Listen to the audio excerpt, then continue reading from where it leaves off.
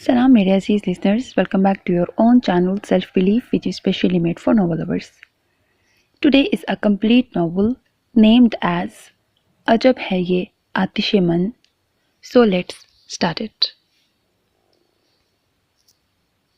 ताज़ा गुलाबों से मुज़य्यन बेड और जा बजा बिखरी फूलों की पत्तियां और फूलों की तेज महक ने उसके जख्मों पर नमक पाशी का काम अंजाम दिया. उसे लगा फर्श पर सुर्ख पत्तियां नहीं, खून दिल के छींटे हों. दरवाजे के हैंडल से उसका हाथ छूट के उसके वीरान पहलू में आ गिरा. क्या ही अजब था कि जिस पहलू में आज किसी के महकने की राना थी, वो किसी गरीब के पेट की तरह खाली था. अतशुल निहाल ने अजीब दीवानगी के आलम में लाइट ऑफ की और अंधेरे में टटोलता हुआ यूं आगे बढ़ने लगा जैसे इस तरह करने से उसकी अरूस कहीं से उसकी बाहों में आ जाएगी. अरूस, हाँ, आज उसकी ज़िंदगी की महकती शबनमी रात थी. उसे इस वक्त घूंघट में लौ देती, खुद को समेटती और उसको बखेरती अपनी आतिश के पास होना था. मगर शौमई किस्मत वो यूं तन्हा और तहीदामा था. उसे रह रह कर वो खुशियों से मुज़य्यन साआत याद आती थी. कल ही की तो बात थी जब क्लिनिक से घर आते ही उसके कानों में ढोलक और बेहंगम शोर मचाती आवाज़ें सुनाई दी थी. मेहंदी रचेगी, तेरे हाथ ढोलक बजेगी सारी रात. अच्छा ही गाना था. जी हाँ, आज अतशुल निहाल की मेहंदी थी, लेकिन अतश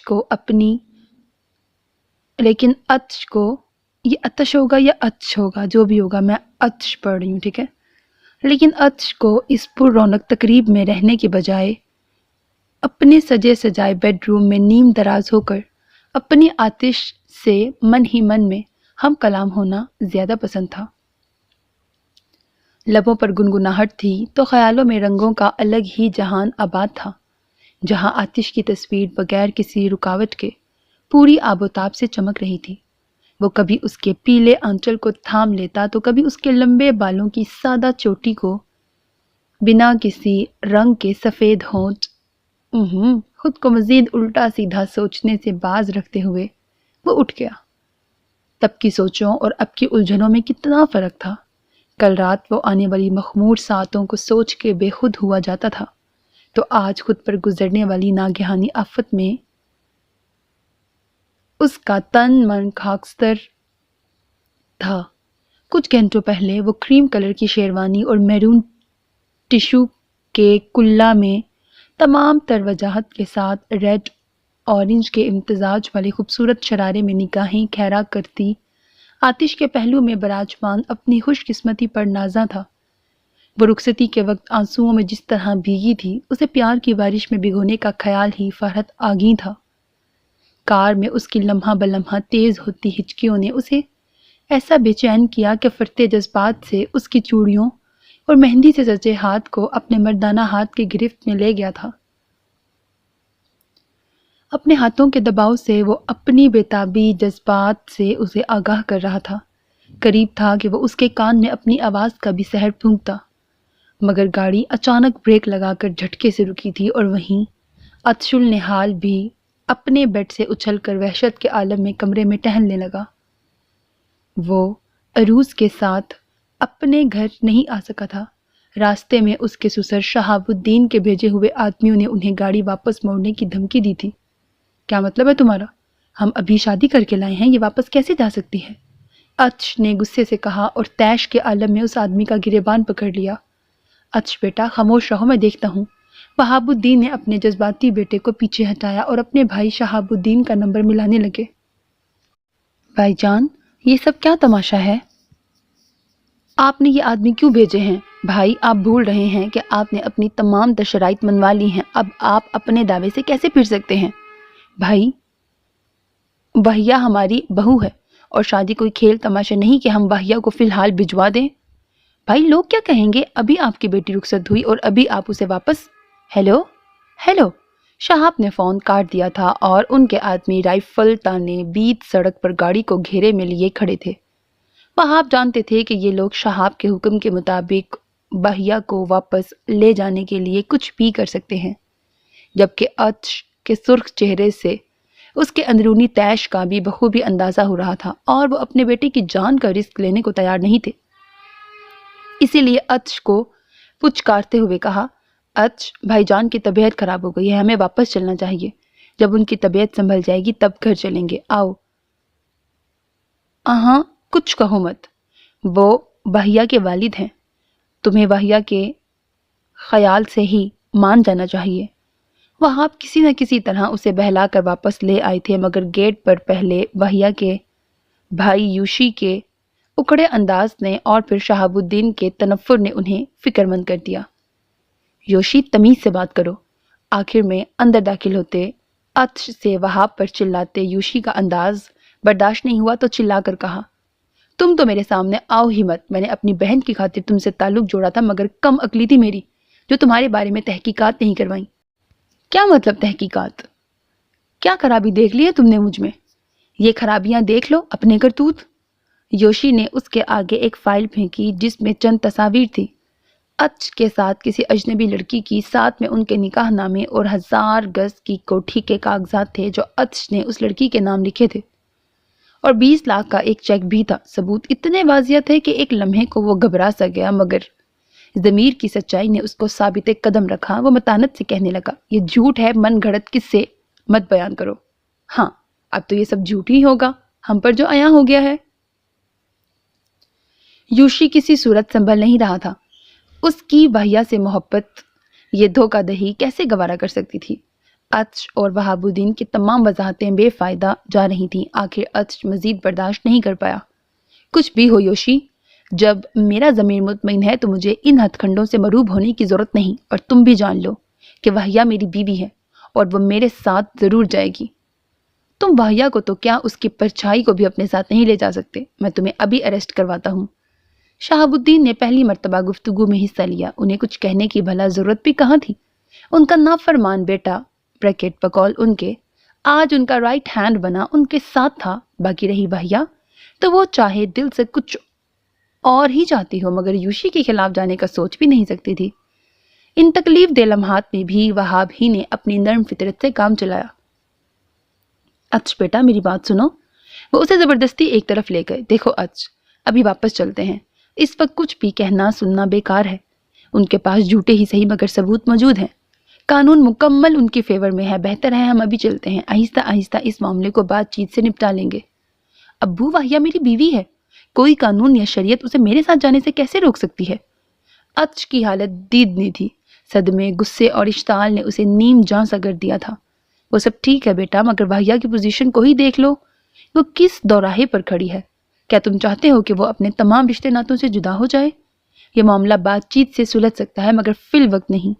ابھی وہ ہماری کوئی بات سننے سمجھنے کو تیار نہیں ہے۔ آؤ ارش بیٹا، میری بات مانو، آ جاؤ۔ وہ ارش کی کمزوری جان گئے تھے کہ وہ وحیہ کی خاطر کچھ بھی کر سکتا تھا۔ اب بھی انہوں نے ترپ کا پتا پھینکا تھا اور ارش وحیہ کی خاطر ہی صحیح قدرے رضامند ہو گیا تھا۔ ٹھیک ہے، اس وقت تو ہم چلتے ہیں، مگر بھائی صاحب یاد رکھیے گا، وحیہ بیٹی ہماری بہو ہے، آپ کے پاس ہماری امانت، جسے واپس لے جانے ہم ضرور آئیں گے۔ شہاب الدین نے ناک سکیڑا۔ ان کے سازشی ذہن نے جو مکمل پلان تشکیل دیا تھا اس میں ناکامی کا تو سوال ہی پیدا نہیں ہوتا تھا۔ وحیہ، میں اپنے عشق کی آتش چھوڑ کے جا رہا ہوں، اسے بجھنے نہ دینا۔ ارش نے وحیہ کے پاس سے گزرتے ہوئے اسے اچھی طرح آنکھوں میں بھر کر کہا اور باہر نکل گیا، اور وہ جو اتنا وقت بمشکل خود پر کنٹرول کیے ہوئے تھی مزید برداشت نہ کر سکی اور گش کھا کر گر پڑی۔ میں اس کے انتظار میں ہوں، ہاں اس کے اختیار میں ہوں۔ تالیوں کی آواز اسے جہان میں لے آئی، ورنہ وہ جانے کہاں کہاں بھٹکتی رہتی۔ وحیہ یار، تم واقعی شاعرہ ہو، اس کی بیسٹ فرینڈ وجیہہ دل کھول کر داد دیتے ہوئے کہنے لگی۔ پری انجینئرنگ کے سیکنڈ ایئر میں، اللہ، پری انجینئرنگ، میں سمجھی کوئی نیا کریکٹر ہے پری۔ پری انجینئرنگ کے سیکنڈ ایئر میں وہ سموسوں اور چائے سے لطف اٹھاتی ہوئی بزم ادب سجائے بیٹھی تھیں۔ عجیب اتفاق تھا، جس دن وہ اپنے خوابوں کے ہمراہی کے نہ ملنے کا شکوہ کر رہی تھی اسی دن وہ ارش النہال سے جا ٹکرائی تھی۔ ڈاکٹر ارش النہال کا کلینک ان کے کالج سے ذرا فاصلے پر تھا۔ بریک میں دوستوں کی ہلڑ بازی کے سبب اس کی کلائی پر کوک کی بوتل لگنے کی وجہ سے خون کا فوارہ ابل پڑا تھا۔ وجیہہ کی ہمراہی میں وہ پرنسپل کی اجازت کے ساتھ کلینک چلی آئی۔ وحیہ تکلیف سے بے حال تھی اور خون تھا کہ بہے جا رہا تھا۔ ڈاکٹر صاحب کے پرجوش سلام کی آواز سن کر اس نے آنسوؤں سے بھری آنکھیں اٹھا کر اسے دیکھا، جو اس کی طرف متوجہ نہیں تھا۔ ڈاکٹر صاحب پلیز پہلے میری دوست کو چیک کر لیں، بہت بلیڈنگ ہو رہی ہے۔ عطش نے سر جھکائے آنسو چھپاتی، ہونٹ کاٹتی، کالج یونیفارم میں ملبوس سادہ سی مورت کو دیکھا۔ دل تو چاہا اس کے زخم کا فوراً سے بیشتر ازالہ کر دے، مگر فرض شناسی بہرحال ذاتی خواہشات پر حاوی تھی۔ ایکسکیوز می، پہلے نمبر کس کا ہے؟ عطش کے استفسار پر بینچز پر بیٹھے افراد میں سے ایک صاحب نے اسبات میں جواب دیا۔ دیکھیے، ان کا کیس ایمرجنسی ہے، اگر آپ کو اعتراض نہ ہو تو پہلے انہیں چیک کر لوں۔ عطش نے خوش اخلاقی سے کہا۔ ان صاحب نے سر ہلا کر اجازت دے دی۔ آئیے۔ وہ عطش کی ہمراہی میں روم میں داخل ہوئی۔ عطش نے اس کی کلائی پر بندھا دوپٹہ کھولا۔ اوہ، اس پر تو سٹچز آئیں گے، زخم کافی گہرا ہے۔ عطش نے جلدی سے روئی زخم پر رکھ کر وحیہ کا دوسرا ہاتھ پکڑ کر اس کے اوپر رکھ دیا اور خود اٹھ کر الماری سے ضروری بینڈیج کا سامان نکالنے لگا۔ آپ یہاں لیٹ جائیے۔ عطش نے چھوٹے بیڈ کی طرف اشارہ کیا۔ اس کے لیٹتے ہی عطش چیئر اس کے قریب لا کر اس کی کلائی پھیلا کر پتہ نہیں کیا لگانے لگا۔ ٹانکا لگانے کے لیے سوئی زخم سے گزاری تو وحیہ نے سسکاری لی۔ عطش نے سر جھکائے محض آنکھیں اٹھا کر اس کی سمت دیکھا۔ اس کے چہرے پر کرب کے آثار تھے۔ عطش نے بلا ارادہ اس کی سختی سے بند مٹھی پر اپنا ہاتھ رکھ دیا۔ وحیہ نے چونک کر اس کی سمت نگاہ کی اور اپنی مٹھی کو اس کے ہاتھ سے آزاد کرانے کے لیے بازو کھینچا تو درد کی لہر سی دوڑ گئی۔ وہ ساکت سی ہو گئی۔ عطش اس کی ناکامی پر زیر لب مسکرایا۔ فراغت کے بعد اس نے خوش اخلاقی سے دریافت کیا، کیسا محسوس کر رہی ہیں آپ؟ عطش اس کے بیڈ کے قریب کھڑا اسے تکے جا رہا تھا۔ وحیہ باوجود اس کے کہ اس کا یہ انداز ناگوار محسوس ہو رہا تھا، یہ سوچے بنا نہ رہ سکی کہ وہ مسکراتا ہوا چارمنگ دکھتا تھا۔ درد ہو رہی ہے، وہ آنکھیں بند کیے ہوئے بولی۔ عطش اس کی گلابی اردو پر کھل کے ہنس پڑا۔ درد ہوتی ہے یا ہوتا ہے؟ اب وہ قدرے فاصلے پر تھا، اسی لیے وحیہ نے اعتماد سے سر اٹھایا۔ جب درد شدت سے ہو تو ہوتا ہے، ذرا کم ہو تو ہوتی ہے۔ اچھا، یہ کون سی لغت میں لکھا ہے؟ عطش اس کا درد سے دھیان ہٹانے کے لیے بات برائے بات کر رہا تھا۔ سچ ہے، ڈاکٹر کی خوش اخلاقی آدھی تکلیف کم کر دیتی ہے۔ کچھ تو وہ اپنا فرض نبھا رہا تھا اور کچھ دل کی آواز بھی تھی۔ یہ میری لغت میں لکھا ہے، وحیہ نے قدرے فخریہ انداز میں جواب دیا۔ اوہ اچھا، اس میری لغت کا نام دریافت کر سکتا ہوں؟ عطش کی شوخی بظاہر سنجیدگی کا لبادہ اوڑھے ہوئے تھی، اسی لیے وحیہ کے لیے ناگواریت کا کوئی پہلو نہیں تھا۔ وحیہ؟ وہ تفاخراً اپنا نام بتاتے ہوئے بیڈ سے اٹھ کھڑی ہوئی۔ وہ دونوں اس تمام وقت وجیہہ سے جیسے غافل ہی رہے تھے۔ وہ خود ہی دخل در معقولات کرتے ہوئے بولی، ڈاکٹر صاحب کوئی فکر کی بات تو نہیں ہے؟ نہیں، زیادہ تو نہیں، لیکن احتیاط بہرحال کرنی پڑے گی۔ پٹی کب تک کھلے گی؟ 2-3 دن بعد۔ تو کیا ہم آپ ہی کے پاس آئیں؟ وحیہ کے معصومیت سے دریافت کرنے پر وہ مسکرا دیا۔ ایز یو وش، آپ جو مناسب سمجھیں۔ وہ دل میں مچلتی اسبات کی آواز کو دباتے ہوئے لاپرواہی سے بولا۔ ان کے روم سے نکلتے ہوئے نہ جانے کیوں اسے ایسا لگا جیسے لائٹ کم ہو گئی ہو۔ مین بٹن آن کرتے ہوئے وہ اپنی حرکت پر خود ہی ہنس دیا۔ یار جیا، یہ ڈاکٹر مسکراتا بہت ہے۔ وحیہ کو عطش کے بعد بے بات مسکرانے کی عادت نے نروس کر دیا تھا۔ اچھی بات ہے نا، ڈاکٹر کو ویسے بھی ہنسمکھ ہونا چاہیے، وجیہہ نے سادہ سے لہجے میں کہا۔ وہ ڈاکٹر عطش النحال سے کافی امپریس لگتی تھی۔ امپریس تو وہ بھی تھی، مگر دوسری طرح۔ امی دیکھیں نا، اس کو بات نہیں کرنے دے رہا۔ وحیہ ایئر پیس پر ہاتھ رکھ کر چیخی۔ یوشی کافی دیر سے اسے تنگ کر رہا تھا۔ وہ فون پر زرش سے کل کے لیکچر کے امپورٹنٹ پوائنٹس ڈسکس کر رہی تھی اور یوشی کبھی اس کی چوٹی کھینچتا تو کبھی کمر میں انگلی دبانے لگتا۔ یوشی مت تنگ کرو بہن کو، باہر آ جاؤ۔ صوبیہ بیگم باہر سے چلائیں۔ امی میں تو اپنا کام کر رہا ہوں، یہ خواہ چیخے جا رہی ہے۔ یوشی نے اپنا کام جاری رکھا۔ یوشی، بھاری آواز سے جہاں وہ 100 گز پیچھے ہٹا وہاں وحیہ کے ہاتھ سے ریسیور بھی چھوٹ گیا۔ شہاب الدین کی طوفانی آمد ہو چکی تھی۔ شرم نہیں آتی تمہیں بہن کو اس طرح چھوتے ہوئے؟ غیرت کہاں جا سوئی ہے تمہاری؟ دفع ہو جاؤ یہاں سے۔ یوشی کے جانے کے بعد گولہ باری کا رخ وحیہ کی طرف ہو گیا۔ یہ تم فون پر گھنٹوں کس سے باتیں کرتی رہتی ہو؟ 1000 بار منع کیا ہے، لڑکیوں کو ایسی باتیں زیب نہیں دیتی، اور یہ تمہارے ہاتھ پر کیا ہوا ہے؟ اب کہ ان کی توجہ واہیا کی پٹی بندھی کلائی کی طرف گئی تھی۔ وہ بابا جان، چوٹ لگ گئی تھی کالج میں، سٹیچز آئے ہیں۔ وہ سر جھکائے تیزی سے جواب دینے لگی۔ بابا جان کے سامنے تو ویسے بھی اس کی جان جاتی تھی۔ کیوں؟ وہاں تم پڑھنے جاتی ہو یا کھیل کود کرنے؟ یہ چوٹیں ایسے تو نہیں لگ جاتی؟ تمیز سے چلنا اٹھنا بیٹھنا تو آج کل کے بچوں کو آتا ہی نہیں ہے۔ وہ حسب عادت ینگ جنریشن کو کوستے ہوئے دیر تک گل افشانی کرتے رہے، خوب دل کی بھڑاس نکال کے انہیں سر جھکائے کھڑی واہیا سے ہمدردی کا خیال پیدا ہوا۔ ادھر لاؤ، دکھاؤ، چوٹ زیادہ تو نہیں ہے؟ کسی اچھے ڈاکٹر کو دکھایا تھا یا یوں ہی کسی گلی چھاپ ڈاکٹر کے پاس جا پہنچی تھی؟ وہ گلی گلی میں موجود کلینک اور ڈاکٹرز سے سخت نالاں تھے اور انہیں ایسے ہی القابات سے نوازتے تھے۔ نہیں بابا جان، ڈاکٹر تو ذہین لگتے تھے، کافی مہارت سے بینڈیج کی ہے۔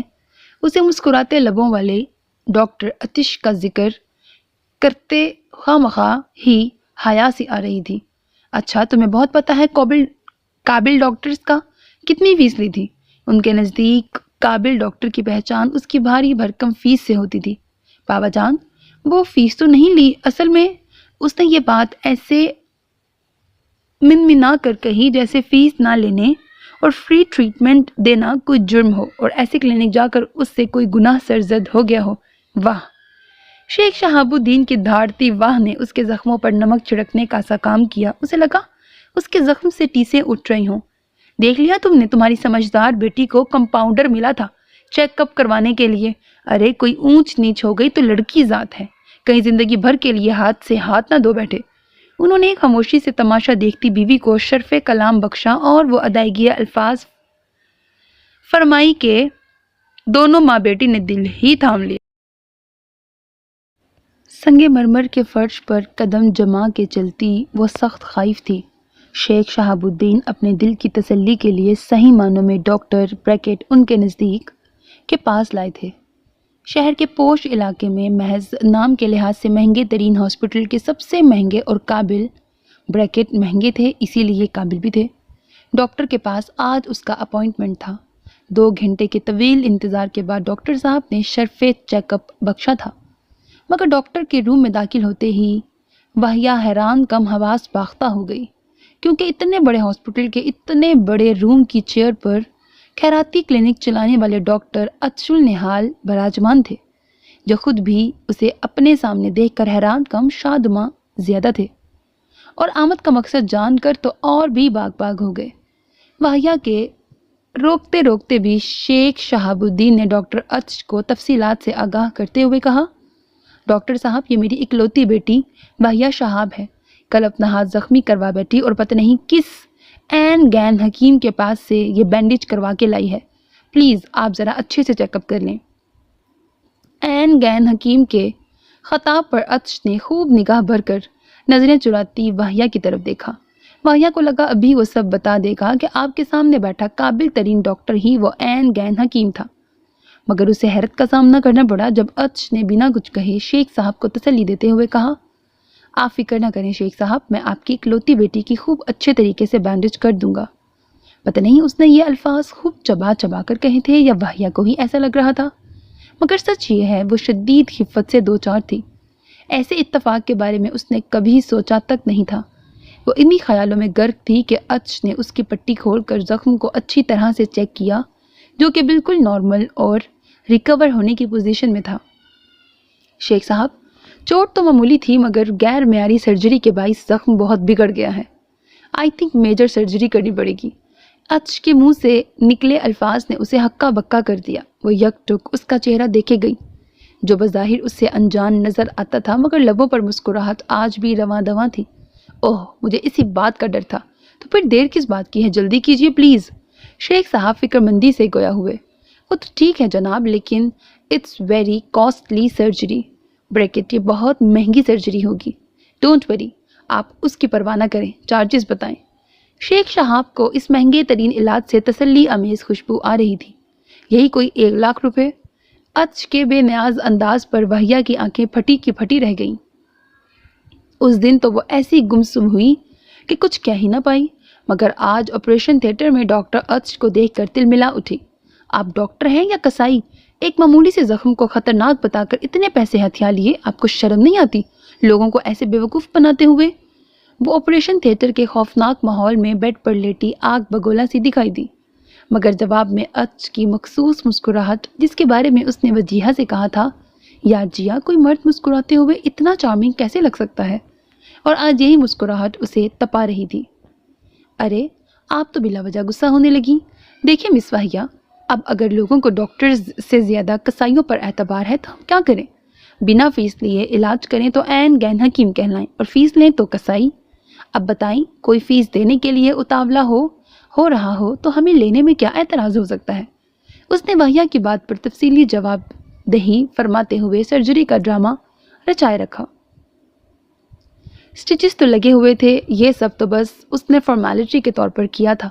واہیہ کو اس کی سچی باتوں سے شرمندگی ہوئی، تاہم اپنے بھرم کو بچاتی بے نیازی سے بولی، ایسے ہی لوگوں سے لاکھوں روپے ہتھیا کر اپنا بینک بیلنس بھرتے ہیں۔ آپ لوگوں کو ڈاکٹر نہیں سیاست دان ہونا چاہیے۔ اس کی تلخ بات پر اچ نے بجائے حسب معمول مسکراہٹ کے ہلکا سا کہکہا بکھیرا، بینک بیلنس نہیں، خیراتی کلینک چلانے کے لیے مہنگی مہنگی دواؤں کا خرچہ پورا کرتے ہیں۔ روپے لٹانے کی دھن میں لگے امیروں سے لمبی فیسیں حاصل کر کے ہم غریبوں ضرورت مندوں کے لیے فری کلینک کا انتظام کرتے ہیں۔ سیاست دان نہیں، عقل دان ہیں ہم۔ واہیہ کو اس کی ہر بات میں سے سچائی کی مہک آ رہی تھی، اور یہی وجہ تھی کہ پہلی بار ان دونوں کی ملاقات میں مسکراہٹ واہیہ کے لبوں کی زینت بنی، جس نے اچھل نہال کے دل میں شگوفے کھلا دیے۔ اے واہیہ، تم برتھڈے کب سیلیبریٹ کر رہی ہو؟ یوشی نے واہیہ کی ناک کھینچی اور التجائیہ انداز میں سوال کیا، جیسے برتھڈے واہیہ کی نہیں اسی کی ہو۔ ہوش کے ناخن لو بھائی، ابھی 2 ماہ پہلے تو سیلیبریٹ کر چکی ہوں۔ برتھڈے سالانہ ہوتی ہے کہ ماہانہ؟ واہیہ نے اس فضول فرمائش پر جی بھر کے حیرت کا اظہار کیا۔ تو کیا ہے، اگر سب لوگ سال میں ایک بار سالگرہ مناتے ہیں تو ہم بھی وہی کریں، ہم کچھ الگ کیوں نہ کریں؟ جب دل چاہے تب برتھڈے۔ جوشی کی منطق سب سے جدا اور اڑیل تھی۔ بھائی، اگر ملنا ہی ہے تو میری برتھڈے کا بہانہ ہی کیوں؟ صاف کہو نہ ملنا چاہتے ہو۔ واہیہ نے چور پکڑا اور اپنی دانست میں اسے شرمندہ بھی کیا، مگر وہاں جٹائی عروج پر نظر آئی۔ او بہنا، تم واقعی گریٹ ہو، تو پھر کب تک ارادہ ہے؟ یوشی کی خوشی دیکھنے لائق تھی۔ کب واہیہ کی عزیز ترین سہیلی وجیہہ دل میں آ بسی، اسے خود بھی خبر نہ تھی۔ کل چھٹی میں مجھے پک کرنے کالج آ جانا، کچھ کر دوں گی۔ یوشی کو ناپسندیدہ ترین فریضہ انجام دینے پر مجبور کرتی وہ شرارت سے مسکرا دی۔ وہ منہ بسورتا رہ گیا۔ بلیک جارجٹ کے ہلکی کڑھائی والے سوٹ میں نکھرے رنگ و روپ کے ساتھ واہیہ اس فیشن کی بھرمار یافتہ تقریب میں بالکل انفٹ لگ رہی تھی، باوجود اس کے کہ اس کے روپ کو مات دینے والا کوئی چہرہ اس فنکشن میں نہیں تھا۔ آج شیخ شہاب الدین کے بزنس ریلیٹڈ فنکشن میں وہ ان کی خوب ڈانٹ پھٹکار سن کر مارے باندھے چلی آئی تھی، مگر ابھی تک خود کو ایڈجسٹ نہیں کر پائی تھی، کس سے بات کرے، کیسے وقت گزارے۔ کوئی بھی تو اس کا ہم مزاج نہ تھا۔ ناچار اٹھ کر ہال سے ملحق واش روم تک آئی، قریب تھا کہ اندر بڑھ پاتی کہ دھلے دھلائے چہرے کے ساتھ باہر آتے ڈاکٹر اچ کو دیکھ کر چھٹک گئی۔ اچ خلاف معمول اسے سامنے دیکھ کر چہرے سے ٹپکتے پانی کے قطروں کے ساتھ کھل کر مسکرایا۔ ایسی زندگی بھری مسکراہٹ نے واہیہ کو مبہوت سا کر دیا، دل میں کہیں بنا نہ رہ سکی۔ مسکراہٹ کا ایسا وافر خزانہ دینے والے نے عطا کی انتہا کر دی تھی۔ پلیز راستہ دیں، اس نے بمشکل خود پر کنٹرول کرتے ہوئے رکھائی سے کہا۔ جواباً ایک خوبصورت مسکراہٹ مزید میسر آئی۔ مس واہیہ، آپ کی انجری اب کیسی ہے؟ مزید کسی کاسٹلی سرجری کی ضرورت تو نہیں؟ وہ پچھلی ملاقات کا ذکر کر کے اسے جتانا چاہتا تھا کہ وہ اجنبی بہرحال نہیں ہے، لہٰذا بات برائے بات کرنے میں مذائقہ نہیں۔ بدقسمتی سے بالکل ٹھیک ہے، ہاتھ سے بھی ہاتھ نہیں دھونے پڑے، اور ہاتھوں کی میل بریکٹ روپیہ پیسے سے بھی۔ وہ مکمل خود اعتمادی سے مخاطب تھی، تاہم اس کی بار بار امڑ آنے والی مسکراہٹ کو دیکھ کر ایک بار دل میں دھمکی ضرور دی، اب اگر مسکرائے تو اچھا نہیں ہوگا۔ واہیہ، آتش سے واقف ہیں آپ؟ ایک انتہائی بے محل اور بے ربط سوال نے اسے بوکھلا دیا۔ جی کیا مطلب؟ اس مختصر سوال میں حیرانیت کی انتہا تھی۔ آپ جانتی ہیں میرے نام کا مطلب، اچھل نہال کا مطلب بریکٹ نہال کر دینے والی ٹھنڈک ہے، اور اس ٹھنڈک کو جو گرما دے اسے آتش کہتے ہیں۔ وہ اس غیر متوقع کلاس روم اور لیکچر پر حیران تھی۔ اس بات کا مطلب ایک اور فضول سوال حاضر تھا، یہی کہ آپ آتش ہیں، عطش کی آتش۔ انتہائی مختصر سوال کا انتہائی مختصر جواب، مگر کیا تھا ان چند لفظوں میں جس نے واہیہ کو پسینے میں شرابور کر دیا۔ عطش کی آتش جملہ نظر انداز کرنے کے لائق تو ہرگز نہ تھا، اور دو ہی رسمی ملاقاتوں میں ایسی پیش قدمی اس کے وہم و گمان میں بھی نہ تھی۔ آتش، کیا ضروری ہے جو دل میں ہو وہ بات زبان پر ضرور آئے، اور جب تک زبان ادا نہ کرے دل کے مکین کو معلوم بھی نہ ہو پائے؟ کیا ضروری ہے خوب سوچا جائے، پہروں تانے بانے جوڑے جائیں، تب کچھ پیش رفت کی جائے؟ اتنی چھوٹی زندگی میں اتنا طویل پروسیجر، اتنی مہلت ہی کب ہے ہمارے پاس؟ اپنے والد کو تمہارے گھر کب بھیجوں؟ عطش النحال تو جیسے خود کش بمبار کی مانند تھا، آیا، دیکھا، نہ سنا، جھٹ سے پھٹا اور آر پار۔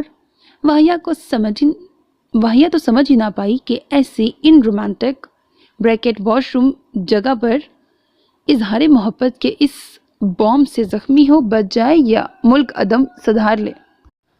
واہیہ زندگی کے اس نئے اور خوبصورت روپ پر مسرت امیز حیرت میں مبتلا تھی۔ بظاہر سادہ اور بے نیاز دکھائی دینے والے ڈاکٹر عطش نے تو جیسے دوڑ میں اول آنے کی ٹھان لی تھی۔ کل ان کا انوکھا اظہار محبت سن کر وہ بنا کچھ کہے دوڑ لگا گئی، اور 24 گھنٹے بھی نہ گزرے تھے کہ وہ آج ان کے ڈرائنگ روم میں تشریف فرما تھے۔ شیخ صاحب اور یوشی سے محو گفتگو، بنا اس کی ہاں کا انتظار کیے وہ بس اپنے ہی دل کی کہے جا رہے تھے۔ ابھی تو وہ ان کے آنے کے مقصد کو کھوج رہی تھی کہ یوشی کی آواز اسے دور حاضر میں واپس لے آئی۔ بہنا، شرافت سے کہنا، اس سارے قصے میں تمہارا زخمی ہاتھ کس حد تک شامل ہے؟ یوشی نے روایتی بھائیوں کے انداز سے ہٹ کر ایک قریبی بہن کے سے انداز میں دریافت کیا۔ اسی لیے وہ بھی صاف دلی سے کہہ گئی، بھائی میں نہیں جانتی، انہوں نے جو بھی کیا ہے اپنی مرضی سے کیا ہے۔ واہیہ کی سچائی پر یوشی کو کوئی شک نہ تھا۔ چلو مان لیا، آگے کی بات بتاؤ۔ وہ کل اپنے والدین کے ساتھ تشریف لا رہے ہیں، کیا سمجھتی ہو، مسکرا کے لوٹے یا منہ لٹکا کے؟ اس بات پر وہ دل ہی دل میں سدا اس کو مسکراتے رہنے کی دعا دیتے ہوئے دھیرے سے سر جھکا گئی، اور یوشی کو اس کے سوالوں کا جواب خود بخود مل گیا۔ کتنی آسان لو سٹوری تھی، مگر کیا معلوم تھا کہ اتفاقات نہ صرف اس دنیا کا حصہ ہیں بلکہ بعض اوقات بہت ہی غلط موقع پر انٹری بھی مار دیتے ہیں۔ شیخ شہاب الدین نے ڈاکٹر عطش کی قابلیت اور مالی حیثیت سے مطمئن ہو کر ان کے والدین کو رشتہ لانے کا عندیہ دیا تھا، مگر کیا خبر تھی عطش کے والد وہاب الدین خود ان کے باپ کے لیے بریکٹ بھائی ثابت ہوں گے۔ مہتاب الدین کے دونوں بیٹے شہاب الدین اور وہاب الدین ایک دوسرے کا متضاد تھے۔ شیخ شہاب الدین شاہ کے نام میں موجود تینوں شین ان کی حاکمانہ اور حریص طبیعت کو بخوبی واضح کرتے تھے۔ اس کے برعکس وہاب الدین ایک سلجھے ہوئے مدبر انسان تھے۔ زیادہ تر وقت کتابوں میں مصروف رہنے والے وہاب جب اعلیٰ تعلیم حاصل کر کے وطن لوٹے تو دو خبریں ان کی منتظر تھیں، ایک اپنے والدین کے انتقال اور دوسری بڑے اور واحد بھائی کے تمام تر وراثت پر قابو پانے کی اطلاع ملنے کے باوجود وہ بھائی سے بغل گیر ہونے کو بڑھے، مگر شہاب الدین نے تو انہیں پہچاننے تک سے انکار کر دیا۔ وہاب بنا کچھ کہے ایک سالہ عطش کو لیے دوریوں کی جھیل میں اتر گئے۔ شومِ قسمت آج وہ پھر سوالی بن کر اپنے بیٹے کی خوشی طلب کرنے ان کے دروازے پر آئے، مگر شیخ شہاب نے اپنے روایتی اکڑ اور تہذیب و محبت سے عاری رویے کے ساتھ نہ صرف انہیں بلکہ عطش کو بھی دل برداشتہ کر دیا۔ وہ ایک بار پھر خالی ہاتھ واپس لوٹ گئے، مگر شاید اس بار شہاب الدین فاتح اعظم نہ کہلا پائے، اور خود انہی کے خون یوشی نے ان کی امیدوں پر پانی پھیر دیا اور خوب عزم اور خودسری کے ساتھ انہیں اس رشتے کو قبول کرنے پر مجبور کر دیا۔ جوان اور باغی بیٹے کی خودسری اور کچھ وہاب کے جائیداد میں سے اپنا حصہ مانگ لینے کے خوف کے پیش نظر ان کے سازشی ذہن نے کمال خوبصورتی سے سازش بھرا اسبات وہاب کی جھولی میں ڈال دیا۔ ڈاکٹر عطش النحال اور واہیہ ایک ہو کر بھی ایک نہ ہو سکے۔ واہیہ پلیز اٹھو، دیکھو ایسے مت کرو، مجھے امتحان میں مت ڈالو کہ میں نہ تو تمہیں سمجھ سکوں اور نہ ہی سمجھا سکوں۔ یوشی کے لیے واہیہ کی حالت تشویشناک تھی۔ اس نے واہیہ کی رضامندی جان کر اور عطش سے انسیت محسوس کرتے ہوئے اس شادی کے ہونے میں اپنا پورا کردار ادا کیا تھا، مگر یہاں آ کر وہ شہاب الدین کا मोहरा बन गया था, क्योंकि उनके पेश करदा हक़ाइक़ इतने मुकम्मल थे कि उसे शक की कोई गुंजाइश निकलती दिखाई न दी। और वैसे भी वो शक के धागों में उलझे ताल्लुक़ पर अपनी बहन को कुर्बान भी नहीं कर सकता था। हफ्ता भर से ज़्यादा गुजर चुका था। वहाबुद्दीन और अच की हर कोशिश और पेशकदमी रायगां गई थी। शेख शहाबुद्दीन की हर धर्मी को तो इस बार यूशी की भी सपोर्ट हासिल थी। वह या यूशी की मोहब्बत से अनजान नहीं थी, मगर क्या किया जाए, अच ने आतिश जो बना दिया था, उसे किसी पल चैन और करार न था। यूँ लगता था वो बरसों से अच के इश्क में सौदाई हो। यही वजह थी कि उसके दिल में ज़रा भी अच के खिलाफ शक न था। वो इन तमाम शवाहिद को बिना किसी तरद्दुद के झूठा समझती थी, मगर वो यूशी की मर्ज़ी के बिना जाने का भी तसव्वुर नहीं कर सकती थी, जिसने उससे कुछ वक्त मांगा था ताकि वो मामलात के तय तक जा सके। और वो यूशी से किए अहद पर कायम थी। अच से राब्ते की कोई कोशिश नहीं की थी। तकदीर के अगले खेल का इंतज़ार जारी था। फ़ोन की मुसलसल पुकार पर वो बादल नख्वास्ता टेलीफोन स्टैंड तक चली आई। जितनी बेजारी से हेलो कहा था, उतना ही भरपूर जज्बाती वेलकम ने उसे खुशी के साथ साथ शदीद घबराहट में मुब्तला कर दिया। आतिश, कैसी हो? अच के मुख्तसर सवाल में शिद्दतों और जज्बों का जहां आबाद था। सुलग रही हूँ। वहिया के मुख्तसर जवाब ने भी जैसे बेबसी और बेकरारी दिल को दो लफ्ज़ों में बयान कर दिया। मेरे पास आ जाओ। आतिश को अच ही निहाल कर सकता है। वो चूर चूर लहजे में उसे बेहाल कर गया। वहिया की खामोश और धीरे धीरे सुनाई देती इस सांसों की आवाज़ ने उसे बेकुल कर दिया था। आतिश, तुम भी मुझे गलत समझती हो क्या? तुम्हारे नज़दीक वो सब सच है? नहीं, मैं नहीं मानती कि आप मेरे साथ धोखा कर सकते हैं। वाहिया ने बिना पसोपेश के फौरी जवाब देकर अच को सर से पांव तक निहाल कर दिया। इस मासूम एतबार पर तो वो क्या कुछ न कर जाता। थैंक्स जाने आतिश, तुम इस एतबार को कायम रखना। रिश्तों में आई दरार को दूर करने और तुम्हें पूरी इज्जत व वक़ार के साथ अपने पास लाने के लिए अब मैं कुछ भी कर सकता हूँ। आतिश, हमारा रूम हमारे साथ का मुंतज़िर है। अच खुशी और खुमार के मिले जुले जज्बात में डूबते हुए गोया था। वाहिया को लगा वह हवाओं में महवे परवाज़ है, मगर चेहरे पर यकायक पड़ने वाले तमाचे ने उसे ज़मीन पर ला पटका। मना किया था ना तुम्हें उस धोखेबाज से मत बात करना। बहुत मोहब्बत जाग उठी है तुम्हारे दिल में उसके लिए। हया मर गई है तेरी। शादी में कुछ देर इसके साथ क्या बैठ गई, शराफत से बैठना भूल गई है। कहाँ है तेरी माँ? समझा उसे, अब इस घर से इसके लिए सिर्फ कागजात आएंगे। कोई फ़ोन, कोई बुलावे का इंतज़ार ना करे। शहाबुद्दीन सतही सोच और ज़बान के आला जौहर दिखाते हुए बीवी और बेटी दोनों पर खूब मर्दानगी की धाक बिठा कर जा चुके थे, और वह यकटुक बुत बनी खड़ी माँ को देखे गई। भैया, मुझे दो टुकड़ों में मुनकसिम करके क्या मिल गया सबको? खुद अपनी रजामंदी से ये शादी तय की गई थी और अब खुद ही इसे तोड़ने के दर पे हो गए हैं। ना उस वक्त मेरे इकरार की कोई अहमियत थी और ना अब मेरी मर्जी पर कुछ भी मुनहसिर है। ये रिश्ते इंसान से खराज क्यों वसूल करते हैं? वो बेबसी की इंतहा पर थी। सिरात मुस्तकीम पर चलने वाली सादा हयात गुजार वाहिया के लिए ज़िंदगी का ये उलझता रूप तोड़ देने वाला था। आज वो जिहा के आते ही उसके सब्र का दामन लबरेज हो गया, वरना शहाबुद्दीन के खौफ और यूशी से अकीदत के ख्याल से वो एक गंभीर चुप का दामन थामे हुए थी। डॉक्टर अच और वहाबुद्दीन के बार बार आने और दिल बर्दाश्ता लौट जाने और फिर अपनी अमानत ले जाने की आस दिलाने ने उसे हिजान में मुब्तला कर दिया था। वजीहा उसे खूब तसल्ली देती यूशी के पास चली आई, जो ज़मीन पर दोनों हाथों से सर को थामे बैठा था। वजीहा और वाहिया के माबैन हुई गुफ्तगू को सुन चुका था।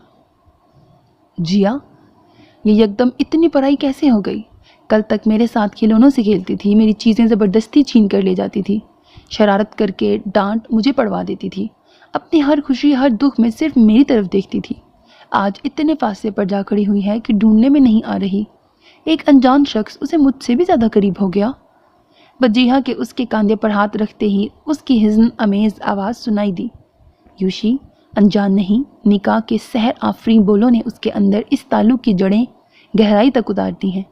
ये वही मोहब्बत है जो मुझे तुम्हारे पास खींच ले आती है। और जहाँ तक तुम्हारी मोहब्बत का ताल्लुक़ है तो खुद ही बताओ, शादी हो जाने के बाद आज से दिली लगाव होते हुए भी, उसे गलत ना समझते हुए भी वो अब तक खामोश रहकर तुम्हारी रजा का इंतजार क्यों कर रही है? ये रिश्तों की जंजीर ही तो है जो वो इस दहलीज से कदम नहीं निकाल रही। अब और क्या करे वो? वजीहा वाहिया के एहसास और जज्बात की बिल्कुल सही तर्जुमानी करते हुए यूशी को मुतमईन कर गई। जिया, ऐसा क्या करूं कि वो फिर से मुस्कुराने लगे? उसे वादों की जंजीर से आज़ाद कर दो, उसे सच झूठ का फैसला खुद करने दो। वजीहा ने दिल में उतरने वाली मुस्कुराहट के साथ उसे हम ख्याल बनाना चाहा, और ये वार कभी खाली जा ही नहीं सकता। वजीहा की कही बात का असर था या वाहिया के लबों को मुस्कुराहट बख्शने की एक कोशिश। यूशी ने वाहिया और अपनी माँ को इस्लामाबाद ले जाने का इरादा बांध लिया। बज़ाहिर वजह खालाजाद भाई अरसलान की शादी में शिरकत थी। पसे पर्दा वो वाहिया को इस टेंशन ज़दा माहौल से दूर करना और उसकी हालत को सुधारना चाहता था, और यहीं वजीहा की हाजिर दिमागी ने एक राह निकाल ही ली। हेलो, यूशी की नींद में डूबी आवाज़ उभरी। अब जिया न जाए, अब रहा न जाए। एयर पीस से वजीहा की हल्की हल्की गुनगुनाहट सुनाई दी। वो रात 1 बजे की दखल दर माकूलात नज़र अंदाज करते हुए मुस्कुराते हुए उसका खैर मुकद्दम करने लगा। आज मामला कुछ उलट नहीं गया। हम यहाँ महवे ख्वाब, आप वहाँ महवे राह। यूशी के लहजे में ज़माने की चाशनी गुली थी। वाहिया की ये नटखट दोस्त कब उसके दिल के तार छेड़ने लगी उसे खबर भी ना हो सकी। तो रास्ता ना दिखाइए ना, आ जाइए। वजीहा इतनी आहिस्ता आवाज़ से बोली कि यूशी बमुश्किल सुन सका। इस वक्त खैरियत है जनाब? घर वालों ने शरबत आराम नोश फरमा लिया है क्या, या आपको कोई ख़ास इजाज़त मरहमत फरमाई गई है? यूशी 1000 बार बुलाने पर भी ना आने वाली जिया की इस ऑफ़र पर कतई तौर पर मशकूक था। आप बुलाएं तो हम सर के बल आएं, और हमारे बुलाने पर तफ्तीश शुरू कर दी। वजीहा मुबालगा आराई की इंतहा करते हुए बोली। जवाबन यूशी बेबसी से हंस दिया। सुना था झूठ के पाँव नहीं होते, आज देख भी लिया। यूशी खूब खिंचाई के मूड में था। यूशी बस करे ना, इस वक्त आने की बात इसलिए की है कि कल तो आप इस्लामाबाद चले जाएंगे। वहाँ शादी के हंगामों में कहाँ आपको हमारी याद आएगी? हम ही हैं जो। आगे की बात जिया करके भी ना कर पाई। यूशी तो दीवाना हुआ जा रहा था। अरे तो इसमें क्या मसला है? रोज़ तो फ़ोन करूँगा और जल्द लौट आने की कोशिश भी पूरी होगी। बस वाहिया थोड़ा संभल जाए, और मुझे क्या चाहिए? बस बहन की फिक्र है। मेरी होती तो फ़ौरन कह देते, ये क्या बात है जिया, मैं जाता ही नहीं। और जिया कमाल अदाकाराना अदाओं से मतलब की बात पे आ गई। मैं बिल्कुल ऐसे ही कर सकता हूँ अगर तुम रोज़ मिलने का वादा करो तो। यूशी मुकम्मल तौर पर उसके लफ्ज़ी सहर में जकड़े हुए बोला। और जिया अपनी कामयाबी पर मुस्कुराई गई और उसकी हर शर्त पर अस्पात की मोहर लगा दी। एक दोस्त अपनी दोस्त के लिए इससे बढ़कर क्या कर सकती थी? कुछ ही देर पहले तो डॉक्टर अत्श को वाहिया के इस्लामाबाद जाने की इत्तला फ्राहम करने के बाद उसका असल टारगेट यूशी को साथ जाने से रोकना था, जो वो अचीव कर चुकी थी। इस्लामाबाद की हदूद में दाखिल हुए तो जहां खुशगवार मौसम ने फरहत अमेज़ एहसास से दो चार किया, वहीं फ्लावर एलर्जिक वाहिया की छींकें जारी हो गई। वाहिया और सोबिया बेगम ब्रैकेट माँ इस वक्त ड्राइवर की नॉन स्टॉप कोच में सवार थी। योशी साथ होता तो अपनी कार पर आते, मगर उसने ऐन वक्त पर आने से इनकार कर दिया था। सोबिया बेगम रास्ते भर उसकी दिलजोई की हर मुमकिन कोशिश में मसरूफ़ थी। वो उन नावों में से थीं जो औलाद की सिर्फ इतनी मदद कर सकती हैं कि उनके साथ दो आंसू बहा लें। जाने कौन सा मुकाम था जहां बस ने स्टे किया था। वाहिया को नीम गनूदगी में पाकर सोबिया बेगम खुद ही फ्रेश होने के लिए नीचे उतर गई। ब्लैक कोट और स्कार्फ में मलबूस वाहिया ने चेहरे को ढांप रखा था। बंद आंखों वाले हिस्नों यास में डूबे दमकते शफाफ चेहरे का दो आंखें न जाने कितनी देर से तवाफ कर रही थीं। जिस दिन से देखा है तुमको सनम, बेचैन रहते हैं उस दिन से हम। लगता है ऐसा खुदा की कसम, तुम मेरे हो, तुम मेरे हो। गाने के हसीन बोलों ने उसकी तवज्जो छीन ली। कोई करीब ही धीरे से गुनगुना रहा था। आवाज़ तो खूबसूरत थी ही, अंदाज में भी नयापन था। वाहिया ने फौरन आंखें खोलकर आसपास देखा। कोच में चंद ही लोग थे जो तमाम तर ख्वाब खरगोश में मगन थे। वो सर झटक के फिर सोने की कोशिश करने लगी, मगर फिर से उभरने वाली गुनगुनाहट में जाने क्या बात थी कि वो तड़प उठी थी। اس نے یک لخت کھڑکی سے پردہ کھینچا۔ اچ آپ؟ ڈاکٹر اچ، اس کا مجازی خدا، کھڑکی کے پاس ریلنگ سے ہاتھ ٹکائے کھڑا تھا۔ واہیا کی پکار میں کتنی مسرت اور بے قراری پنہاں تھی، اچ کو نہال کرنے کے لیے کافی تھی۔ آتش من، سلگتی بھڑکتی، شوق دیدار سے بھرپور جناب من کی دلکش آواز اور جان لیتی مسکراہٹ واہیا کے روبرو تھی۔ واہیا نے جس وارفتگی سے اس کی کھڑکی پر دھرے ہاتھ پر اپنا ہاتھ رکھا تھا وہ آتش کے لیے سجدہ شکر بجا لانے کا مقام تھا۔ آتش، میں نے تمہیں آتش بھیجا تو نہ کہا تھا؟ اتنی دور رہ کر بھی جس کی تپش نے مجھے گھیرے رکھا، اور مقام حیرت دیکھو، آتش کے پاس ہی چلا آیا ہوں تپش سے بچنے کے لیے، اچ کہے جا رہا تھا، اور وہ ہواؤں میں محو پرواز تھی۔ ہلکی پھوار میں بھیگتی وہ تمانیت سے آنکھیں موند گئی، یہاں تک کہ اچ اس کے برابر آ کر براجمان ہوا۔ کتنے لمحے خاموشی کی نظر ہوئے، بالآخر واہیا کی شکوہ گنا صدا آئی۔ اچ، کیا میں یقین کر لوں کہ آپ نے ہمارے بندھن کو قسمت کے دھارے پر چھوڑ دیا ہے؟ اوہ آتش، تم یہ سوچ بھی کیسے سکتی ہو؟ اپنی بے گناہی کے ثبوت دینے کے ساتھ ساتھ تمہیں پانے کے لیے چاچا جی کی منت سماجت تک سے گریز نہیں کیا۔ یوشی سے ملنے کی ہر کوشش رائگاں ہونے کے باوجود میں نے ہمت نہیں ہاری۔ جہاں تک تم سے ملنے کا تعلق ہے، میں تمہارے جذبات کی قدر کرتے ہوئے تمہیں ہر قسم کے دباؤ سے محفوظ رکھنے کے لیے کوئی انتہائی قدم اٹھانے سے گریزا ہوں، لیکن اگر تم چاہو تو میں یہ بھی نہیں، ایسا کچھ مت سوچنا۔ صوبیہ بیگم کی آواز دونوں کو حقیقت کی دنیا میں گھسیٹ لائی، جن کی موجودگی وہ یکسر فراموش کر چکے تھے۔ کچھ الٹا مت سوچنا، تم شہاب الدین کو اچھی طرح جانتے نہیں ہو، تمہارا ایک دوسرے کی طرف اٹھتا ہر قدم تمہیں مزید دور لے جا سکتا ہے۔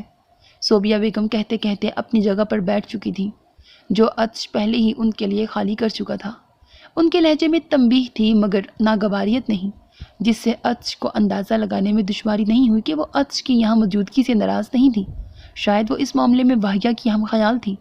لیکن چاچی ماں، کوئی راہ بھی تو نکالنی ہوگی، ایسا کب تک چلے گا؟ اچ نے واہیا کے دل میں اٹھتے سوال کو زبان دے دی تھی۔ بیٹا، بعض جگہ ہر حل سے بہتر حل انتظار ہوتا ہے، ہر معاملے میں تدبیر ضروری نہیں، کچھ وقت تقدیر کو بھی دے دینا چاہیے۔ اور کیا تم اس حقیقت کی نفی کرو گے کہ سب سے بہتر تدبیر کرنے والا اللہ تعالیٰ ہے؟ اس بات سے انکار کی جرات کون کر سکتا ہے؟ اس سوچ نے دل و دماغ کے اضطراب کو سکون عطا کیا تھا۔ مزید خوش کن لمحہ وہ تھا جب صوبیہ بیگم نے اچ کو اپنے ساتھ اسلام آباد جانے کی پیشکش کی، جسے اس نے ایک لمحہ ضائع کیے بغیر قبول کر لیا۔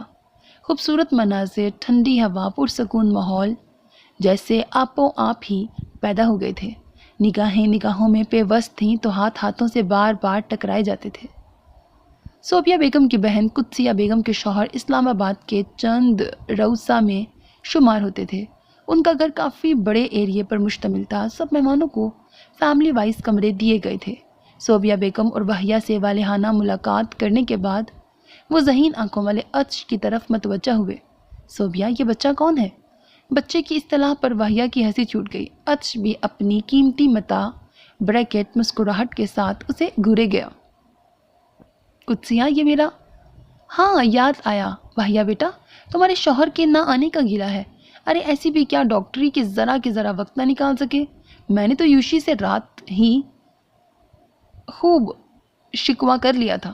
قدسیہ بیگم کے تفصیلی بیان نے واہیا اور صوبیہ بیگم کو ایک ساتھ سوچنے پر مجبور کر دیا۔ یوشی، تمہاری کون سی ٹرین چھوٹ رہی تھی؟ صوبیہ بیگم کے لیے اب تعارف کا مرحلہ انتہائی دشوار کن تھا۔ سچ کہیں تو چپڑ چپڑ کرتی بہن سے کچھ بعید نہ تھا کہ یوشی کے سامنے کچھ نہ کچھ اگل دیں، اور اچ کی یہاں موجودگی کا جواب دینا بھی ضروری تھا۔ آنٹی، میں یوشی کا دوست اور واہیا کا ڈاکٹر ہوں۔ ان کی بیماری طویل سفر کے لیے موزوں نہ تھی، اسی لیے میری خدمات شامل سفر رہی ہیں۔ اچ کے گول مول جواب نے ایک بڑی مشکل حل کر دی۔ جی خالہ، یہ بہت اچھے ڈاکٹر ہیں، ان کی موجودگی سے کافی آرام رہا ہے۔ واہیا کی شوخی دم بدم بڑھتی جا رہی تھی، ساتھ ہی اچ کی مسکراہٹ بھی۔ بس بیٹا، ہماری بچی کو تو ڈائٹنگ لے ڈوبی، اس کا خیال کرو، جلدی سے اچھا کر دو۔ قدسیہ بیگم کی ذہنی اختراع عروج پر تھی۔ بالکل آنٹی، کوشش تو ہمیشہ سے یہی ہے، لیکن اب یہ بالکل فٹ ہو جائیں گی۔ میرے ہاتھ جو اب آئی ہیں، اچ نے معنی خیزی سے کہا۔ آخری جملہ تو اتنا آہستہ کہا تھا کہ واہیا بھی سن نہ سکی۔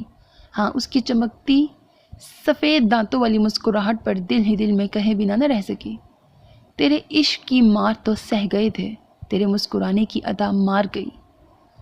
ڈھولک کی آواز پورے گھر میں گونج رہی تھی۔ لڑکیاں لہک لہک کے کچھ مکمل اور کچھ ادھورے گیت گا رہی تھیں، جبکہ خواتین جھوم جھوم کے تعریف و تنقید روا رکھے ہوئے تھیں۔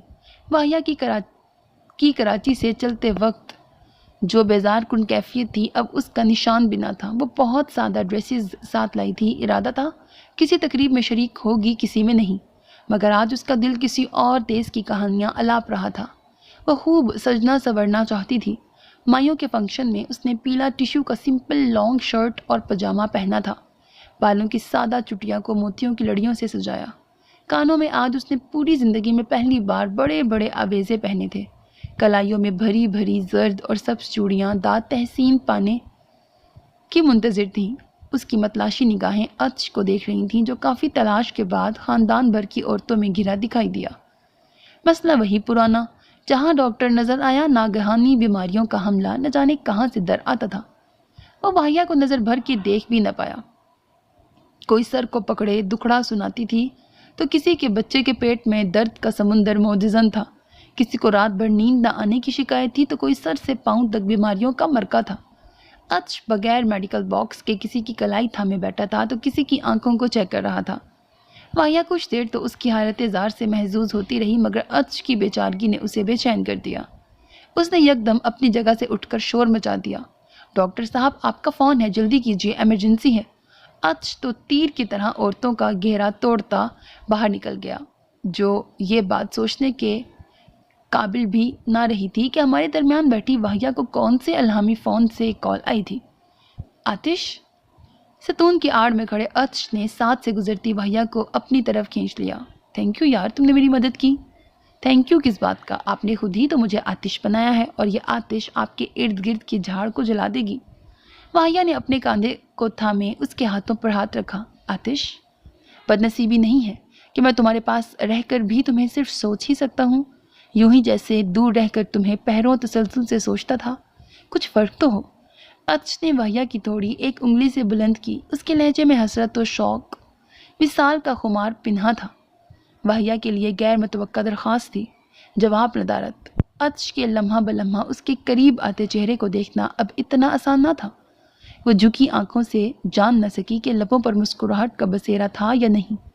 ہاں، خود اس کی شوخیاں ضرور ہوا ہو گئی تھیں، مگر قدسیہ بیگم کی چلچلاتی دھوپ جیسی آواز نے سحر کو جیسے توڑا نہیں، بھنبوڑ دیا۔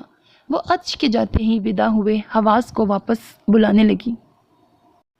مہندی کے فنکشن میں سب سے منفرد بات نہ تو انتظامات تھے، نہ جوش و خروش، بلکہ اصل انفرادیت اس لباس کی تھی جو وہ زیب تن کیے ہوئے تھی۔ عطش کی طرف سے دیے گئے پہلے تحفے، میرون شرارہ، کوہنیوں تک مہندی، میرون چوڑیاں، پاؤں میں خصہ، لائٹ میک اپ میں جب وہ سیڑھیاں اتر کر آئی تو دوستوں میں مصروف گفتگو عطش کو اپنی تہی دامانی کا احساس دو چند ہوتا نظر آیا۔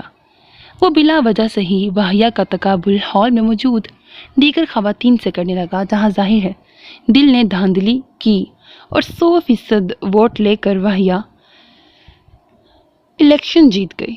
واہیا نے اس کی وارفتگی پر گھبرا کر اسے نگاہوں میں بارہا ہوش میں آنے کی تنبیہ کی۔ بالآخر ایک دھیرے سے ہاتھ کی مار ہی یہ کام انجام دے سکی۔ عطش کو اور کوئی سجھائی نہ تھی تو مووی میکر سے کیمرہ لے کر ڈھولک کے گرد بیٹھی گانے گاتی واہیا کو فوکس کرنے لگا۔ کبھی چہرے کو کلوز کرتا تو کبھی آنکھوں کو قریب لے آتا، کبھی کانوں میں لہراتے آویزے پاس آ جاتے تو کبھی مہندی سے رچی ہاتھ کی لکیروں میں کھو جاتا۔ کیمرے سے آج اس نے چند غیر اخلاقی فوائد اٹھائے۔ معاشرے سے بے نیاز تو وہ تھا ہی، شریعت و قانون بھی یقیناً اس کے تابع تھے، وہ اپنے حقوق سے چنداں ناواقف نہ تھا۔ واہیا کے لبوں کو کلوز کرنے کے چکر میں تو وہ جیسے ہمت ہی ہار گیا۔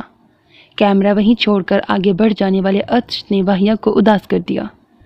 وہ اس کی حرکات سے بے خبر تو نہ تھی۔ اگلے لمحے پاس سے گزرتے بچے نے اس کے ہاتھ میں کاغذ تھما دیا، حیرانی سے پرچہ چاک کیا۔ دل محو انتظار ہے، آنکھیں فرش راہ، آؤ کبھی تو چاہنے والوں کے شہر میں۔ عطش کی ہینڈ رائٹنگ وہ پہچان گئی۔ وہ सींच कर कदम उठाती पैगाम रसां बच्चे से गाइड लेकर छत पर चली आई, जहां जनाब मन दीवार पर हाथ धरे नीचे झांक रहा था। बजती पायल की आवाज ने उसकी तवज्जो समेटी। वाहिया धीरे से चलती उससे एक कदम के फासले पर आन रुकी। उसकी झुकी निगाहें और मुंतजिर समातें अच के मुंह खोलने पर बजित थीं, मगर अच को आज सिर्फ निगाहों की प्यास अजीज थी। ज़बानो बयां को जहमत देने पर वो तैयार न था। वाहिया अपने चेहरे को तपिश देती निगाहों पर हिफाजती बंद बांधने के लिए मिनमिना के बोली, अच, मैं पिघल जाऊंगी। अच के लबों पर मुस्कुराहट गहरी हो गई। उसने हाथ बढ़ाकर वाहिया के मेहंदी लगे हाथ को थाम लिया और उसकी हथेली फैलाकर उसके मेहंदी के डिज़ाइन पर उंगली फेरने लगा। आतिश, इन लकीरों में कभी मेरा चेहरा देखा है? मेरे वजूद के ज़र्रों को अपनी लकीरों में तराश लो, मेरा सरापा तश्कील पा जाएगा। अच के लिए जज्बात की तर्जुमानी लबे दम मरीज की आखिरी सांस की मानंद थी। वाहिया उसके हाथ की लर्जिश भी महसूस कर रही थी। अच, आतिश मैं हूँ और जलाते आप हैं।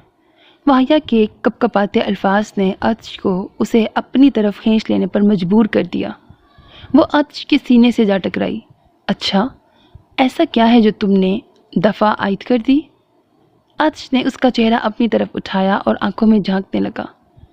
और तो कोई बात नहीं, मुस्कुराते बड़ी अदा से हो। अच के लबों पर वाहिया के कलाम ने कहकहा सजा दिया। वो मुस्कुराहट का ही नहीं, बागो बहार कहकहों का भी मालिक था। हंसते हंसते अजीब दीवानगी के आलम में उसने वाहिया के हाथ को फैलाकर हथेली के ऐन वस्त में अपने लब रख दिए। वाहिया की सारी शोखी धड़कन बंद कर बेतरतीब हो गई। कुछ और ना सूझी तो हाथ छुड़ाती वापस की राह पर गामजन हो गई। अच अपने लबों पर वाहिया के हाथों की खुशबू में ऐसा गुम रहा कि उसे रोकने तक का होश न रहा। वाहिया रात भर जिस ख्वाब के शहर में डोलती रही, सुबह उठते ही सफाक हकीकत की दलदल में उतर गई। शेख शहाबुद्दीन के फ़ौरन से बेशतर वापसी के ऑर्डर ने उसके दिल की दुनिया तहबाला कर दी। वो चंद दिनों में फरामोश कर बैठी थी कि आते हुए किन तूफानों को छोड़ आई थी। यूशी का सेल मुसलसल ऑफ जा रहा था, तभी उसने वजीहा से बात करने की ठानी। भैया, यहाँ सूरत हाल कुछ अजीबोगरीब है। अंकल अलग फाइल्स में सर दिए रहते हैं तो यूशी का तमाम वक्त घर से बाहर गुजरता है। रोज़ रोज़ बाप बेटे में बहसो तकरार मामूल बनती जा रही है। मैं असल बात तो नहीं जानती, मगर इतना ज़रूर कह सकती हूँ कि सब बातों का ताल्लुक तुमसे ज़रूर है। वजीहा के तफसीली बयान ने उसे अज हद फ़िक्रमंद कर दिया था। वो नहीं जानती थी हालात की अगली करवट क्या थी, मगर एक बात अजहर मिनश-शम्स थी कि वो अच से दूरी का अब तसव्वुर भी नहीं कर सकती थी। करामत, मोजज़ा, हुस्न इत्तफाक किसका इंतज़ार करे और क्या दुआ मांगे, वो नहीं जानती थी।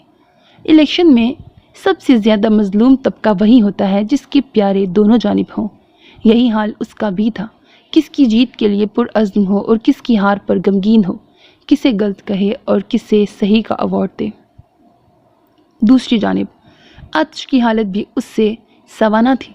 वहाबुद्दीन के फ़ोन पर दी जाने वाली इत्तला ने उसे अनगिन फ़िक्रों में लपेट दिया था। शेख शहाबुद्दीन के वहाबुद्दीन को दिए गए धमकी आमेज़ वक्त ने उसे गम और गुस्से से बेहाल कर दिया था। उसे वहाबुद्दीन के बकौल एक हफ्ते के अंदर फैसला करना था, या तो वाहिया से खुद दस्तबरदार हो जाए या फिर ये काम शहाबुद्दीन अदालत के ज़रिए करने पर बजिद थे। क्या फ़ैसला इतना आसान था? किसी से कहा जाए कि सांस लेना छोड़ दो तो उसका फ़ैसला क्या होगा? यही आलम अतशुल निहाल के साथ था। शादी की तकरीबात उन दोनों के हाल दिल से बेखबर अपने अरूज पर थी।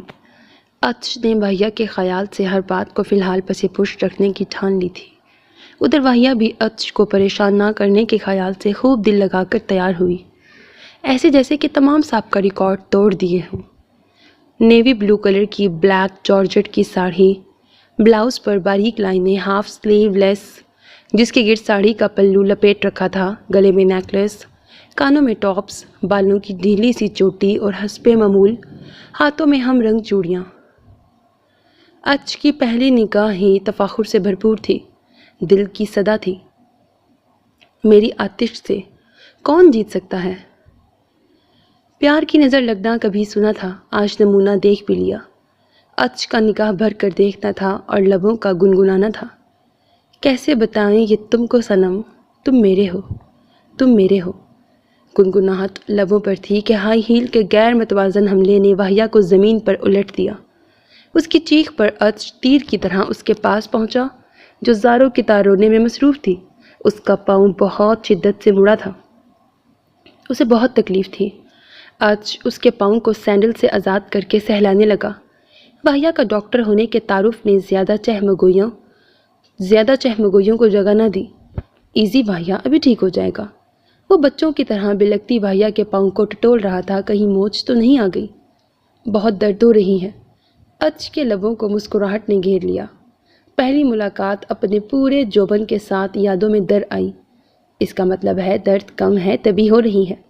ارچ نے اس کا دھیان بٹانے کے لیے کہا۔ واہیا کو باوجود دل کی شدید خواہش کے وہ اٹھا نہ سکا۔ چند کزنز نے اسے بستر پر لا کر بٹھایا۔ امی، موچ نہیں ہے، بس ذرا سوجن ہے، ٹھیک ہو جائے گی۔ وہ تو صوبیہ بیگم اور واہیا کو تسلی دیتے ہوئے بولا اور پاؤں پر دوا لگا کر پٹی باندھنے لگا۔ واہیا تکلیف سے ایسے بے حال تھی کہ اپنے حلیے کی طرف توجہ نہ دے سکی۔ ڈھانپے ہوئے بازو برہنہ تھے، چٹیا سے بال نکل کر چہرے پر ڈھلک آئے تھے۔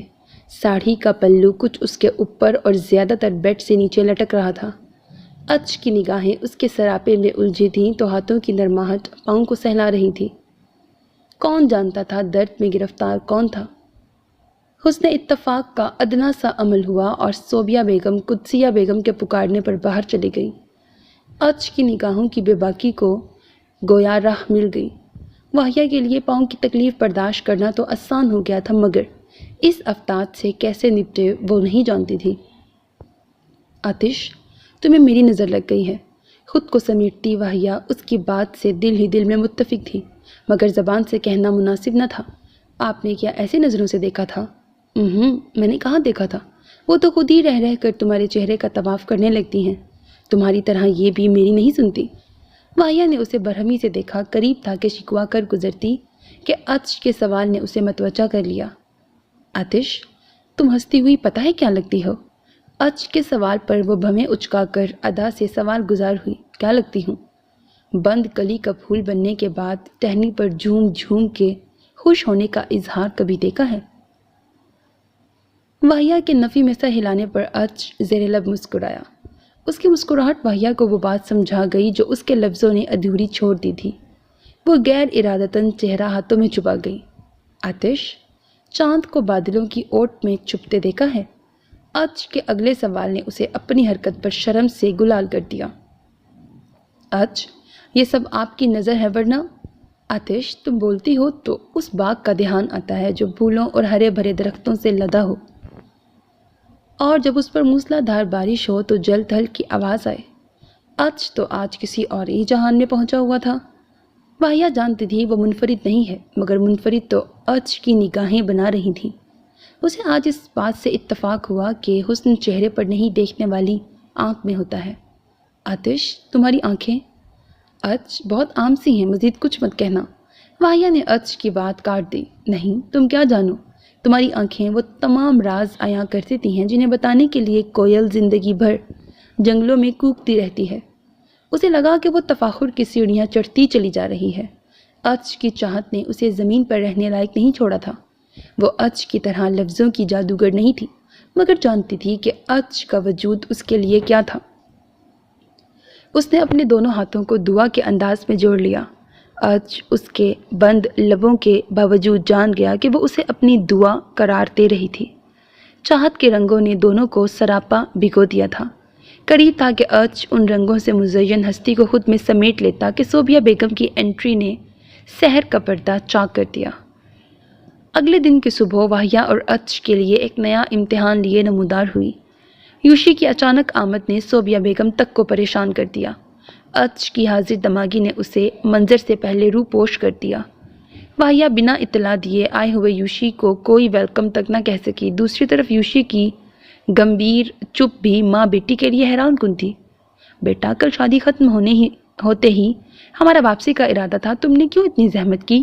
آنے جانے کی خواری اور اخراجات کا ضیاع کرنے کی کیا ضرورت تھی؟ صوبیہ بیگم کے ہلکے ڈپٹنے کے سے انداز نے یوشی کو متوجہ کیا۔ وہ نہ جانے اتنا گمسم کیوں تھا۔ क्या बात उसे उलझाए हुए थी। अम्मी, वापस चलना बहुत ज़रूरी है, बहस मत कीजिए और मेरे साथ चलिए। यूशी की खामोशी इख्तिताम पजीर हुई। लेकिन बेटा, आज वलीमा। अम्मी प्लीज़, घर पर मौजूद मसाइल इस वलीमे से कई ज़्यादा इम्पॉर्टेंट हैं। यूशी का दो टोक अंदाज इंतहाई फिक्र में मुब्तला करने वाला था। दोनों माँ बेटी के ऐसे बन आई कि कुछ ही देर में वो लोग अपनी ज़ाती कार पर सवार थे। बावजूद कोशिश के वाहिया को अत्श को इत्तला देने का मौका मैसर न आ सका। एक लम्हे के लिए भी यूशी ने उसे तन्हाई ना दी कि वो एक मुख्तसर SMS ही कर पाती। रास्ते में दी गई यूशी की इत्तला ने वैसे ही उसे इतना फिक्रमंद कर दिया कि वो अत्श को जैसे यकसर फरामोश कर गई। शेख शहाबुद्दीन की रस्सी बिलाखिर कुदरत के इंसाफ के दायरे में खींची जा चुकी थी। यूशी की ज़बानी इल्म हुआ कि शहाबुद्दीन गैर अखलाकी सरगर्मियों और नो उम्र दूसरी बीवी पर सब कुछ लौटाकर तही दामा हो चुके थे। ऑफिस में कोई और तसल्लुत जमाए था तो घर भी हाथों से निकला जा रहा था। वो तमाम सबूत जो अत्श के खिलाफ इस्तेमाल किए गए थे वो दरअसल उनके अपने ज़ाती कारनामे थे। यूशी जहाँ बाप से इंतहाई बदजन और मुतनफ़िर दिखाई देता था, वहाँ वाहिया से भी निगाहें चुराए हुए था। गाड़ी में मौजूद तीनों नफूस अपनी अपनी जगह गम से निढाल थे, मगर एक दूसरे के सामने कोई हर्फ तसल्ली कहने के पोजीशन में नहीं था। घर वापसी पर सबके गुस्से पर फिक्र और परेशानी के जज्बात गालिब आ गए, क्योंकि वजीहा ने शहाबुद्दीन की मंजर से रूपोशी की इत्तला दी। शायद वो अपनों का सामना करने से गुरेजा थे। वाहिया ने दिन भर माँ और भाई को दिलासा देते और बाप के लिए नर्म गोशा बनाते गुजारा। रात गए उसे अत्श को शामिल वारदात दिल का ख्याल आया। अभी वो रिसीवर तक पहुंची ही थी कि फ़ोन बज उठा। वाहिया ने कॉल रिसीव की तो आगे से खामोशी थी। वाहिया 2-3 बार हेलो कहने के बाद कॉल डिस्कनेक्ट करने ही वाली थी कि नर्म गर्म सरगोशी ने धड़कनों को समात बना दिया। तुम मेरे हो। अत्श के हाल दिल में हम ख्याल होने के बावजूद वो खुल के ना मुस्कुरा सकी। धीरे से घर पर पड़ने वाली क़यामत का अहवाल सुनाई गई, जो अत्श के लिए भी लम्हे फिक्रिया था। ताहम वो सब फिक्रें पसे पुष्ट डालकर वाहिया को फिक्र परेशानी से आज़ाद करने लगा। वहाब, उन्होंने तुम्हारे साथ जो ज़्यादती की उन्हें उसकी सज़ा मिल गई है, तुम उन्हें माफ़ कर दो ताकि उन्हें कुछ करार आ जाए। इस वक्त वहाब, सोबिया बेगम, यूशी, वाहिया, वजीहा सब हॉस्पिटल के कॉरिडोर में मौजूद थे।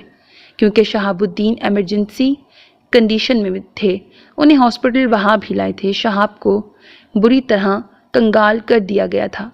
बुरे साथियों ने कारोबार पर कब्जा जमा लिया। वो ऑफिस गए तो उन्हें मुलाजमों के ज़रिए धक्के देकर निकाल दिया गया। वहाँ से दूसरी बीवी के बंगले पर गए तो उसने पहचानने तक से इनकार कर दिया। वहाँ भी मुलाजमों ने इज्जत अफजाई फरमाई। वो निढाल घर की तरफ लौटे तो आखिरी उम्मीद की भी बोली लगाई जा रही थी। अपनी औलाद का सामना ना कर सकने की जिल्लत से बचने के लिए वापस पलट गए। वहीं फुटपाथ पर उन्हें हार्ट अटैक ने ज़मीन बोस कर दिया। मकान की बोली लगने का सुनकर तेज़ रफ्तारी से आते अत्श ने उन्हें यकदम थाम लिया और हॉस्पिटल ले गया, जहां उन भाभी, आप कैसी बातें कर रही हैं? वो मेरे भाई हैं। मैंने कभी उन्हें बद्दुआ नहीं दी। अल्लाह उन पर रहम फरमाए। मैं कौन होता हूँ माफ़ करने वाला? अल्लाह की शान है। एक ही माँ बाप की औलाद अखलाक व किरदार में एक दूसरे के मुत्तज़ाद थी। यूशी और वाहिया एक कोने में चुपचाप खड़े दुआ गो थे।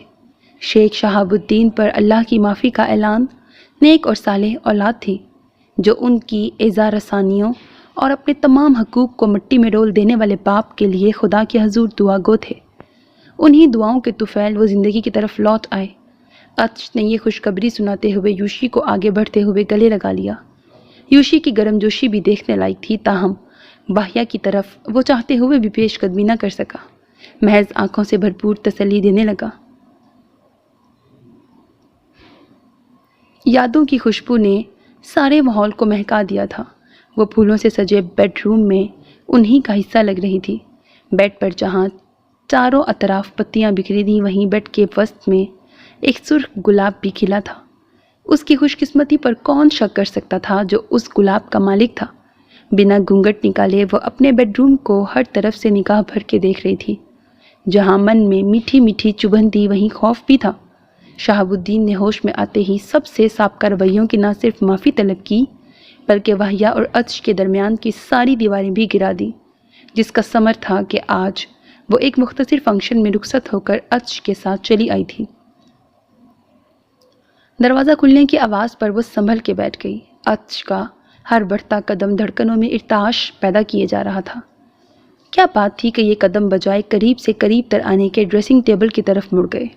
بلیک کوٹ اور ٹائی اتارتے ہوئے نامعلوم کیوں اس کے چہرے پر انتہائی سنجیدگی تھی۔ واہیا کی عقل میں تو اس کے سوا کوئی وجہ نہ تھی کہ عطش شاید وہاب الدین کی طرح اس کے والد کو معاف کرنے کا ظرف نہیں رکھتا تھا، کیونکہ شہاب الدین کی ہاں سے لے کر رخصتی تک کے تمام عوامل میں عطش کی خاموشی اور کسی بھی معاملے میں زیادہ پیش رفت نہ دکھانا اسے پہلے ہی کھٹک رہے تھے۔ پاکی مہر عطش کے اس وقت کے بے نیاز انداز نے لگا دی تھی۔ واہیا کا یقین پختہ تر ہو گیا کہ عطش کے دل کے آئینے میں دراڑ آ چکی تھی۔ وہ اپنی لا یعنی سوچوں میں غلطاں تھی اور آئینے میں سے اس کے عکس کو تکتے عطش کے لبوں پر شریر سے مسکراہٹ تھی۔ واہیا کے بالوں میں پروئے موتی اسے مزید ایکٹ کرنے کی اجازت نہیں دیتے تھے، مگر وہ دل پر جبر کیے ہنوز سنجیدگی اور بے رخی کی تصویر بنا رہا۔ عطش کی خاموشی واہیا کے لیے سہانی روح ہوتی جا رہی تھی۔ بلاخیر ہر بات کو آر پار کر دینے کے خیال سے اس نے پیش قدمی کی اور کچھ نہ سوجھا تو بیڈ کی سائڈ پر دھڑا گلدان ہاتھ مار کے گرا دیا، اور حسب توقع شور کی آواز سے عطش یکدم پلٹا اور تیر کی طرح اس کی طرف آیا۔ ان ٹکڑوں کو دیکھ رہی ہو؟ یہ گلدان کے نہیں، میرے دل کے ٹکڑے ہیں۔ وہ خود نہیں جانتا تھا کہ وہ ایسا کچھ کہے گا۔ واہیا کے لیے تو لمحہ فکریہ تھا یہ۔ جب عشق آتش میں اترنے کو بے قرار ہو اور راہ میں باندھ دیا جائے تو کیا ہوتا ہے؟ تم نے مجھے آتش میں نہ جلنے دیا اور نہ دامن بچانے دیا۔ عطش کے الزامات کی بوچھاڑ اس کی توقع سے بڑھ کر صورتحال تھی۔ وہ کون سی ناراض کیا نکال رہا تھا؟ وہ حیرت سے یک ٹک اسے تک رہی تھی۔ عطش، آپ اتنے ناراض کیوں ہیں؟ واہیا کے آنسوؤں نے ماحول جل تھل کر دیا۔ عطش اس منظر کو بھی تشبیہاتی روپ میں بیان کر سکتا تھا، مگر بلا وجہ ڈرامے کو طول دیتا آگے بڑھ گیا۔ واہیا اسے بھیگی آنکھوں سے دیکھتی رہی، پھر بیڈ سے اتر آئی۔ بے دہانی میں اس کے پاؤں میں گلدان کا ٹوٹا ہوا ٹکڑا چبھ گیا۔ وہ کراہتی ہوئی بیڈ پر واپس بیٹھ گئی۔ اس کے بہتے خون نے عطش کے مذاق کی ایسی باز پرس کی کہ وہ تمام فاصلے ایک ہی جست میں عبور کرتا اس کے مہکتے آتش وجود کو اپنے حصار میں لے گیا۔ مگر واہیا نے ایک ہاتھ کی کمان سے اسے خود سے جدا کیا اور لڑکھڑاتی ہوئی ڈریسنگ چیئر پر جا بیٹھی۔ اب شاید اس کی باری تھی، مگر عطش کے جنون کے سامنے اس کے ایکٹ کی کامیابی ناممکن تھی۔ وہ اس کے پاؤں کو گھٹنے پر رکھے زمین پر بیٹھ چکا تھا۔ گلدان کے ٹوٹے ٹکڑے کو نکال کر اس نے اپنے رومال کو خون پر رکھ دیا۔ واہیا کے سامنے سر جھکائے بیٹھا وہ اتنا منہمک تھا کہ اس کے بال ماتھے پر بکھرے ہوئے تھے۔ واہیا نے دفورے محبت سے اس کے بالوں کو ماتھے سے ہٹایا۔ عطش کے لبوں نے گل افشانی کی۔ واہیا نے لفظوں کو پیراہن دیا۔ جس دن سے دیکھا ہے تم کو صنم، بے چین رہتے ہیں اس دن سے ہم، لگتا ہے ایسا خدا کی قسم تم میرے ہو۔ اس کی گنگناہٹ عطش کی طرح سریلی نہیں تھی، مگر جذبات سے بھری ضرور تھی۔ عطش نے سر جھکائے محض آنکھیں اٹھا کر اس کی طرف دیکھا اور وہ دھیرے سے بولی، عطش، آپ جانتے ہیں جب آپ مجھے دیکھتے ہیں تو کیسے لگتے ہیں؟ عطش کچھ بول کے اس سحر سے اسے نکالنا نہیں چاہتا تھا، وہ خود ہی بولے گئی، کبھی بارش کے بعد آسمان پر دھنک کو دیکھا ہے؟ وہ تمام عالم کو دیکھ کر تفاخر سے کہتی ہیں، دیکھو تمہارے گرد آلود ماحول کو خوبصورتی میں نے عطا کی ہے۔ آپ کی آنکھوں کا تفاخر مجھ سے یہی کہتا ہے کہ آتش کو حسن آپ کی نگاہوں نے بخشا ہے۔ عطش نے اس کے پاؤں کی مرہم پٹی کر دی تھی، اس کے باوجود اس کے پاؤں کو اپنے ہاتھ کی گرفت میں لیے شرارت سے گویا ہوا، اور جب میں تمہیں چھوتا ہوں تو کیسا لگتا ہوں؟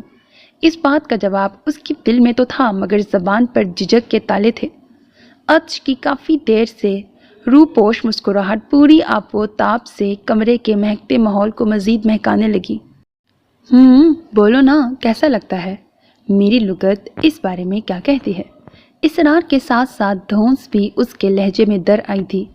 واہیا اس کے خود ساختہ ڈرامے کے حسب منشا اینڈ پر فخریہ مسکرائی۔ جواب دینا ناگزیر تھا۔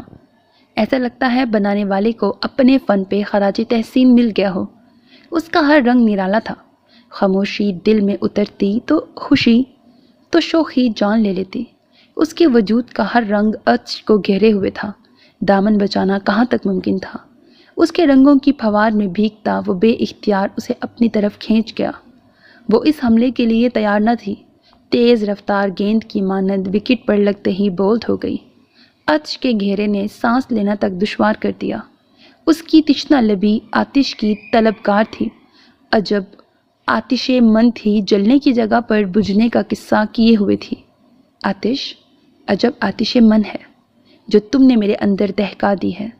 بجھانے سے بجھتی نہیں، بڑھتی چلی جاتی ہے۔ وہ اپنے چہرے کو جھلساتے عطش کے چہرے کو روکے یا دل و جان کو سلگاتے اظہار کے تاؤ پیچ جانے۔ وہ نہیں جانتی تھی آتش اپنی تپش سے خود بھی محفوظ نہ تھی۔ ختم شد۔ سو میرے عزیز listeners, this was the end of the novel آتش من۔ Hope that you like it. اپنا بہت خیال رکھیے گا نیک تمناؤں کے ساتھ۔ اللہ حافظ۔